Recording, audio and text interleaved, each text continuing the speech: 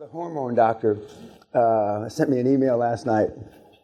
Because he had asked me something on his weekly report. And I said, we've got a hormone doctor going to be in this group, medical doctor, and he said, and he made some remark.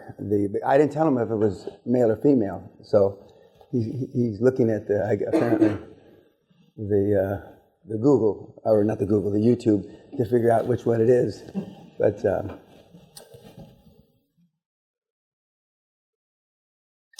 last night you saw a film about one of the legendary CEOs of all time, Steve Jobs. But before we do that, we're going to go around, which we didn't do, because now 3 more people that are here today that weren't here yesterday because of plane flights. And one that was here yesterday is gone because of an emergency. He went home because of his son who was sent to ER for something. So just say, my name is Rufus. I'm 26 years old. I'm from Nigeria, and that's it. Okay? We don't want your life fucking story. Okay? My name is Brandon, and I'm from the USA. How old? I'm 30 years old. My name is Candu. I'm 30 years old. I'm from New York in the USA. My name is Ryan. I'm 32. I'm from Virginia in the USA. My name is Pedro. I'm from Tijuana, Mexico, San Diego area, and I'm 25 years old. My name is Katie. I'm 28 years old. I'm from West Virginia, USA. My name is Ro. I'm from the Los Angeles area, 47 years old. Yaakov Herzog from Jerusalem, Israel. I'm 41 years old. My name is Robson. I'm from Brazil, and I live in Miami. My name is Walter. I'm 27 and I'm from London. Hunter Parkey. I'm 32 from Texas. Kevin, 37, Texas. Luke, 33, from London. Craig Mackin, 36, from Seattle, Washington. Victoria, 28, California. Andre, 36, from Ukraine. London, 27, North Carolina. Bill, 25, Washington, D.C. James, 32, Newcastle in the UK. Brian, 21, USA. El Paso, Heriberto, El Paso, Texas, 41. We have a pretty widespread, not so much in age, but we have a widespread in geographic locations. And as I said yesterday, my demographics used to be 35 to 55. And then about 5, 6, 7 years ago, it changed, and now it's 15 to 35, a majority of the people. And we get approximately 20 to 25,000 new devotees to the site monthly. 20 to 25, and that are not returning people. And we get about 5,000 or 6,000 to 10,000 a month that are returning to the site as much as 200 times a month. That's where the Google Analytics stops. If you go more than 200 times at the site, we don't know how much more, which 200 times a month is a lot. Because, again, 99.99% of all the people that have been helped from QLA over these years, I've never met. So only a very small fraction have I actually met. And since I stopped giving seminars outside the castle, the last seminar I gave outside the castle was in the last millennia, 1999. Since then, since 2000, I've only given the seminar here at the castle. And the results are geometrically different from a 3-day seminar in Cleveland, where I have no accountability. I don't, I would know if you shit on my foot at the airport, to here, where I have accountability of you for a complete year, for those of you that make it through the whole program. And as I said yesterday, the tighter I make the constraints, the stronger I make the accountability, the more success you guys have. Because I make you do what you don't want to do, to be what you want to be, to have what you want to have. But it's like pulling teeth. The Let's go now back to Steve. Steve, one of the icons of the last 50 years. I think everybody would agree with that. What to describe him with one word? Asshole. Yep. And so he's the second icon that we've seen, right? The first one was an asshole. And they're going to get bigger and bigger assholes as the week goes on. And success leaves clues. Now, I've been called a lot of things. One of them is not nice. And I've been called an asshole. Success leaves clues. Now, let's jump to the last day. And I will prove to you statistically that almost every single icon that has ever been, from Attila the Hun to me, is a fucking asshole. Every single one, Pedro. Every cocksucker. What does that tell you? And given that you're all, for the most part, cunt snowflakes, what does that tell you? Do whatever it takes. Well, you need change. And with this seminar, for most of the people, not everybody, because some of the people, rarely we get somebody that's tough, but you got to change. And what we do here is we invoke change. And what the weekly report does, it helps you, it forces you to invoke change on yourself. If you stay with the program. Not everybody stays with the program. But if you stay 52 weeks listening, who was I telling? Where's the Ruski? Right. Oh, right in front of me. Okay. There's about 75 things you got to list. And if 70 of them says, and if you don't do it or you don't participate in what you're supposed to do, you're supposed to write down, I cunted out. So in the first week, you're going to have about between 30 and 75 cunted outs because you won't be able to do them.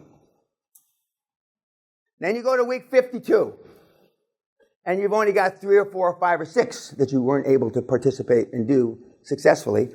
So you've got 70 cunted outs in the first week and 5 or 6 or 7 or 8 in the 52nd week. You will have evoked change, absolute change. You can't, you can't do any other. And the reason we use those words and the reason why we give vaginal, we got to get you your vagina cream, is because, and I don't mean that it's a part of a woman's anatomy, I mean that you're a coward. And it's for some of you that I've already talked about, that's why the snowflake test has got 95% snowflakes, because if somebody spit in your wife's face, what would you do?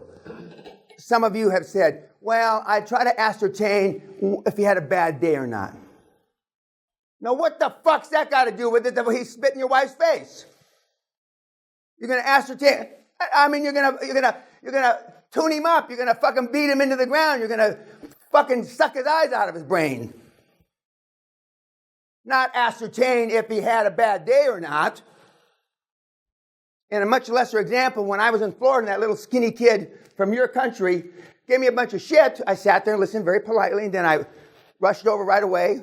And if we hadn't been on camera, it would have been a different scenario. And I took the mic away from him, which was no big deal. A little cunt snowflake with a 1 centimeter penis. That's no big deal for me. But I didn't sit here and listen to his bullshit. And what am I going to ascertain if he had a bad day or not? Now, I've already told you, a man's handshake, shake hands with me. Okay? The new thing for women is the power shake, which I find offensive. Well, she shakes hands stronger than most of the guys in the room, though. Steve's an asshole. He exhibits traits of an asshole. He was a tough guy. He changed the world. Henry Ford, arguably an asshole. Senior, first Henry Ford. Changed the world. Genghis Khan, Adolf Hitler, Stalin. Most of the people on that wall, not all of them. We got Jesus Christ.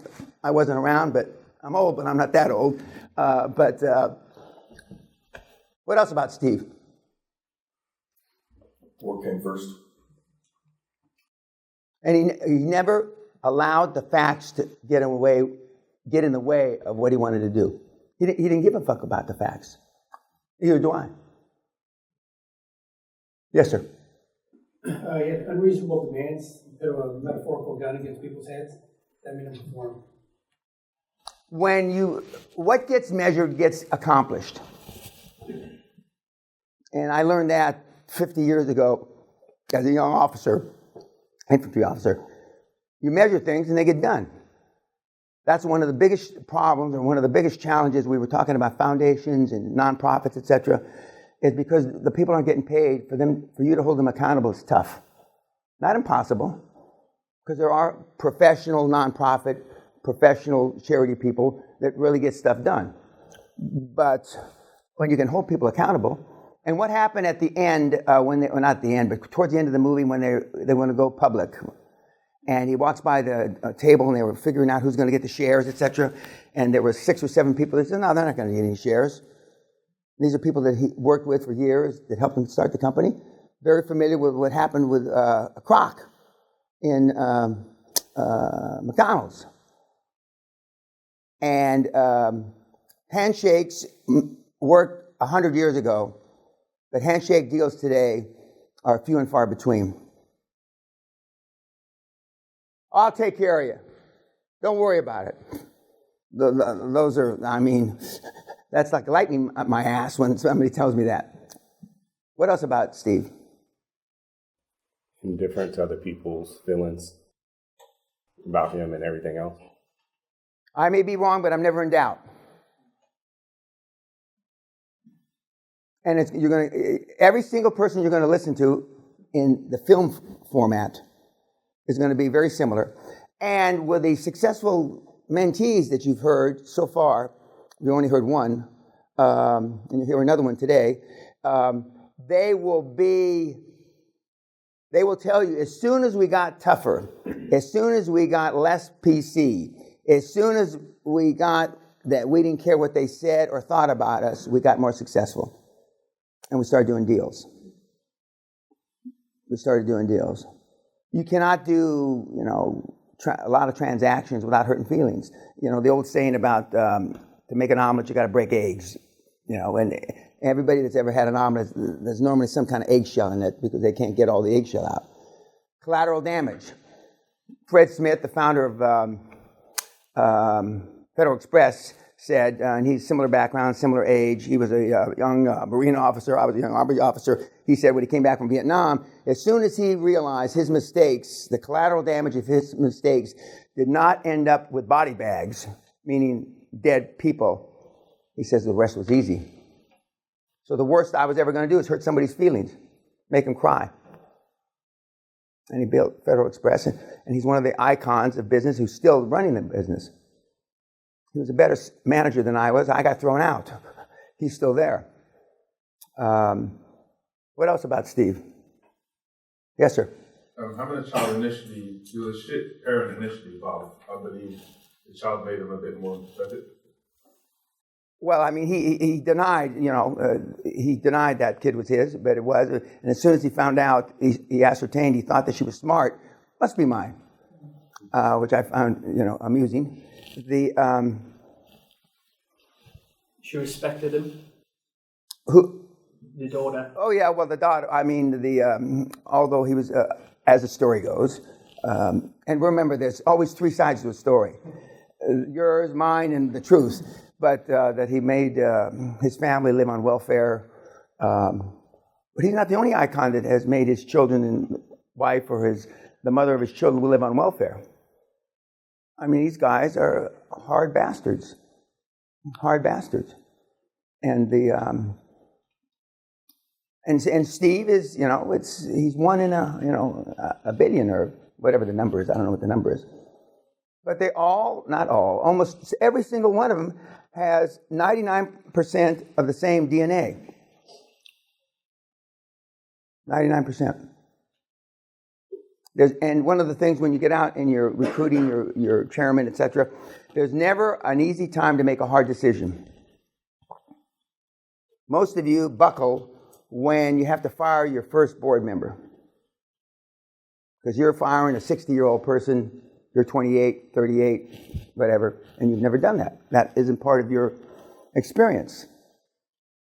It's not, now, and for the minorities in the room, which you got a bunch of, when you got to fire a brother. And minorities will, my experience, will take advantage of you if they're of the same minority. Not on purpose, it's just, hey bro. I never suffered from that. I always held Hispanics to a higher standard. And that was hard. Not for me, for them. For them. But he was absolute. And when they went not public, the big show when he showed it to the market, and it didn't work, and so they had to bogus it up. He's not the only guy that's ever bogus. And, of course, now in recent years, Volkswagen or Mercedes or Daimler has gotten in trouble because the emission system didn't work and they fucked up the numbers. And believe me, there's tons of products out there that don't fucking work. There are tons of products. That's why they have these big agencies searching and, getting after them and investigating. Because at the end of the day, the big corporations are interested in profit, return on capital, return on investment, return to the shareholders. That's how they get paid. And hopefully it sinks, the product works, and there's a return on investment. I mean, Tesla is a classic example of the product doesn't work quite as good as Elon Musk says it does. Doesn't mean it won't. And he's behind the eight ball because it doesn't come out as quickly as he'd like. It's very similar to the problems Henry Ford, the first Henry Ford had with the assembly line and making cars. And as he said, if I listen to customers, we just have faster buggies, horse and buggies. Anything else about Steve? Yeah, the vision and enthusiasm. All the guys are enthusiastic. When we talk about communication skills, if you can't sell your dream, nobody's going to join you. Oprah Winfrey's got a saying about, it's not exactly important where the bus is going, but the people that you have on the bus with you, because you're going to morph, you're going to pivot, which is true. And if you are not enthusiastic, overwhelmingly enthusiastic, that's not been one of my shortcomings. I've always been enthusiastic, and I've had good to great communication skills. And but you don't have if your communication skills are 5% of mine, you have no problem being a billionaire. 5% of mine. 5%, and that's why I tell you go to improv, go to Toastmasters, etc. I got an F in public speaking in high school. I got an F in public speaking in university, and I got a D in public speaking the second time in university. But then I went and made 250 speeches where I told you, and some of you don't believe me, they threw plates at me. They threw dinner rolls at me. But I didn't leave the podium. I emptied out auditoriums. My speaking skills were so poor. Okay, YouTubers, thank you very much. We have no death threats yet. Come on, get busy. See you later.